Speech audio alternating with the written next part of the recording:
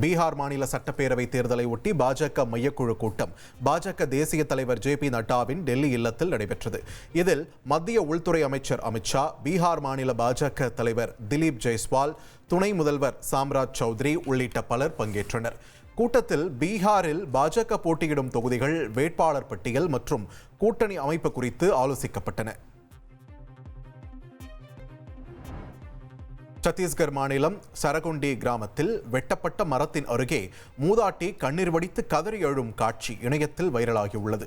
20 வருடங்களாக தான் பராமரித்து வளர்த்த மரத்தை வியாபாரி ஒருவர் வெட்டி விட்டதாக கூறி மூதாட்டி அழும் காட்சி நெஞ்சை கலங்கடிக்கிறது. அந்த மரம் அரசு நிலத்தில் இருப்பதாகவும் அதை வியாபாரி முறைப்படி வெட்டியதாகவும் கூறப்படுகிறது. இருப்பினும் இது மரத்திற்கும் மனிதனுக்கும் இடையே ஒரு பாச போராட்டம் என பலரும் கமெண்ட் செய்து வருகின்றனர்.